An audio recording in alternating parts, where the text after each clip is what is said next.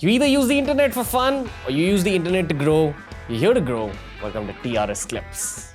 Younger people, college students now, like 10 years younger than me, Gen Z primarily, are way more sexually active. That's true, right? Definitely. Yeah. Why is that? I think it's in the conversations. It's how people have projected things outside. Things have become more open. Definitely. Okay. What effect do you think that's having on them psychologically? And I'm not trying to like criticize them. I just generally want to know an objective answer. Is it having a positive effect on them? Because I'll tell you, there's 1,000 positive things about Gen Z. The top of which is that they're not as judgmental as people my age are/were. They're more accepting. Maybe that's a positive outcome of being more sexually active.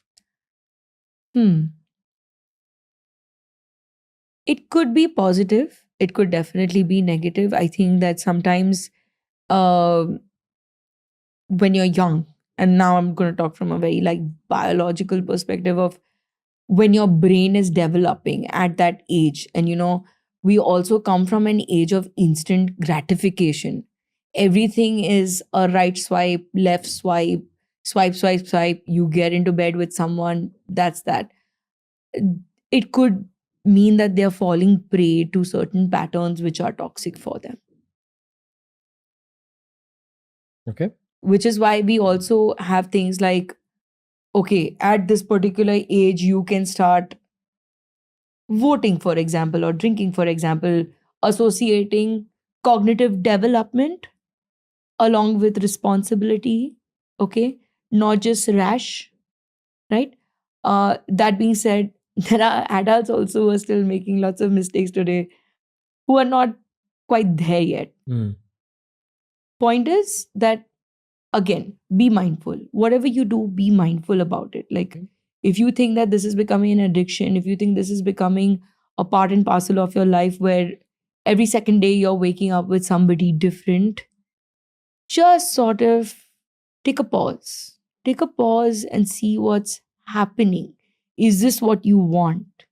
There's this other angle. I have some Gen Z cousins. They told me that being a virgin is very, very looked down upon in Gen Z. Oh, yeah. That's so weird. Absolutely. When we were that age, nobody even spoke about being a virgin. Everyone didn't ask each other about their sex lives. It was absolutely. And that's something that, so I can definitely share this. I did go abroad to study and I made a lot of friends from a lot of Western countries. And they could not understand how, let's say, 25-year-old people were still virgins. We had a lot of conversations over a dining table where one of them was this. They're like, we literally get into bed on the first date or the third date. Like, how do you not do this? Right? And on the flip side, we were like, we feel that other things are more important than sex. Getting along with each other, the emotional intimacy, the bonding, that is what is really important versus the sex. The sex will happen. Is sex important? Yes, it is important.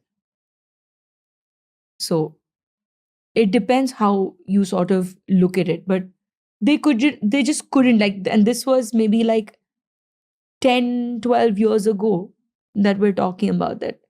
Oh my God, how are so many Indian men and women sort of still virgins at such an older age? Isn't this something you need to experience when you're much, much younger? Don't you think this is fun? And the perspectives are different. I mean, there's nothing wrong, there's nothing right.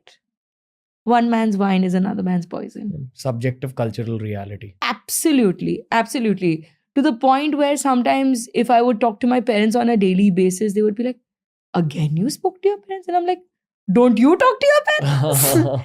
And they're like, no. And I'm like, why? And I'm very loud and proud about it that, yeah, I just got off the phone with my folks. Like, don't you call your parents? Don't your parents check on you? Isn't that weird? Like, hello? So, again, culturally subjective. New clips released at the same time that a podcast releases. This is TRS Clips. Make sure you subscribe.